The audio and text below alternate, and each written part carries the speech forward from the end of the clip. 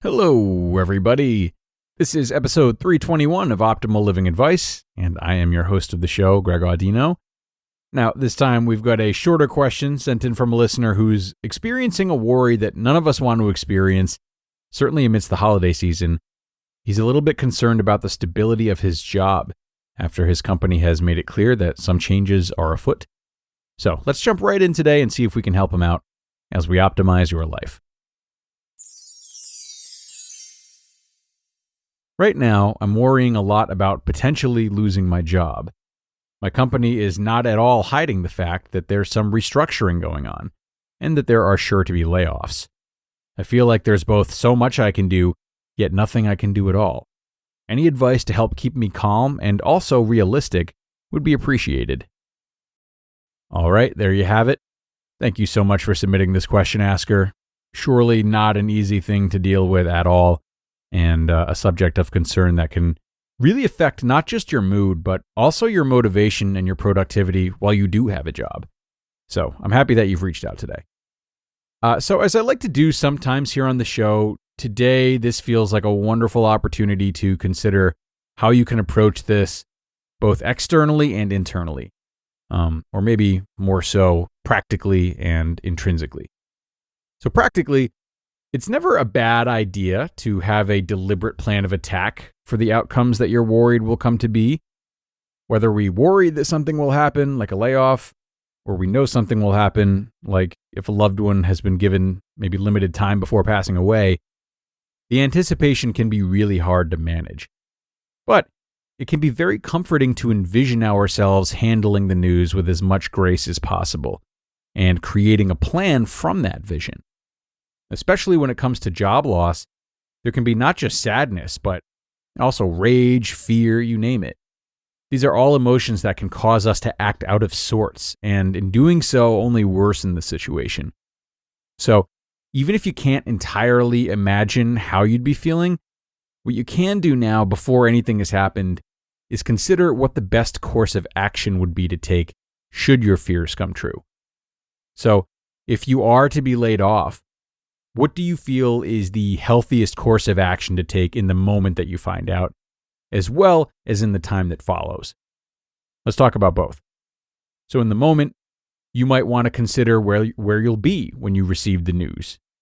If you're at home, what will you do? Will you go to your spouse? If they aren't there, will you call them? If you have no spouse, will you call someone else that would be a good support system? Will you step outside for fresh air? Will you go for a walk or a drive? And then if you're at the office, what words will you use depending on who's talking to you and giving you the news? Will you go to the bathroom and maybe do some breathing exercises in the mirror? What can you imagine you'll need in that moment? And how can you plan for it now to better absorb the shock of both the news and whatever rush of feelings comes with it? The more you can be aligned with the right behavior, regardless of the feeling, the better off you'll be. And then long term, you might want to think now about how to respond. Would you go back to school if you lose your job? Do you have an emergency fund set up? Would you start applying to new places right away? Maybe you could start gathering a list of industry connections. Have you looked at the health plan you'd want to enroll in? Or what cuts would you be willing to make to your budget and your spending for the time being? Basically, what you're trying to do is gather all of your concerns surrounding the idea of job loss and think now rationally about how you would respond to them, in your very best state of mind. So that's the external or more practical work. Now, your mindset is a whole different story, yet also extremely important. This is the inner work, okay? The work that pertains to your feelings more than your plan. Although your planning certainly helps your feelings. Don't misunderstand me. So internally, it can of course help to refer back to challenges that you've overcome in the past, especially professional challenges might help this one. Think about what personal strengths pushed you forward and gave you the power to overcome that challenge, and how those strengths could potentially be put to use should you get laid off. In addition to that, you might reflect on how your inner commentary ebbed and flowed from the time you were presented with the challenge through when you overcame it.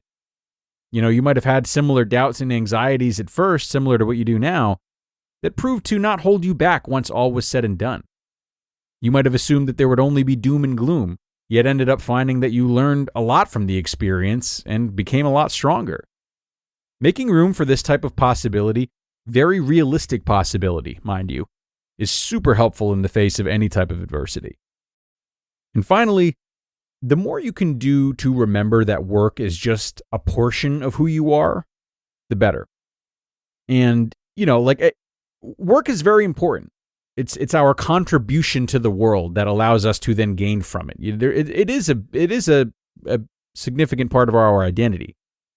But, most of our highest selves don't bother much with jobs or employment when we're considering our own true value or the value of others, right? This is the time to check back in with that. Even if your work is something that you find particular value in when it comes to who you are as a whole person, and consider what it is about that work that makes it so, and how that special something, that special contribution can be done elsewhere, either in a different job or maybe in volunteer work, or perhaps just in your day-to-day life.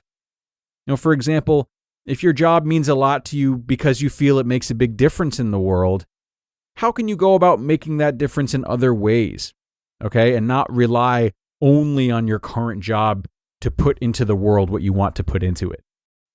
So, to finish up, the more you can bring shades of what you love about work into other parts of your life, the more aligned and purposeful and resilient you'll feel throughout all of this. And frankly, this is something that you and anyone else can start at any time. This type of diversification relinquishes our attachment to any specific thing, and it puts us back in the driver's seat. Asker, thank you once again for sending in this question that I'm sure was helpful for many people. And honestly, another thing that you might want to keep in mind and would surely help me in this situation is that so many others are currently or have felt the same as you. You're absolutely not alone in this. And I'm sure this question was just what a lot of listeners needed to hear right now. So, thanks on behalf of all of us, and of course, best of luck. Now, for everyone else out there, if you have a question of your own that you are struggling with and would like to submit, do not hesitate to do so. You can email me at advice@oldpodcast.com, advice@oldpodcast.com. You'll definitely hear back, that I can guarantee you. We always love to help you out. So while I only wish good moods and clear heads upon all of you, I would still love to hear from you. That's going to wrap us up, though, everybody. Be sure to share this episode with someone who you think it might help. And otherwise, I'll see you next time for episode 322. That's where your optimal life awaits.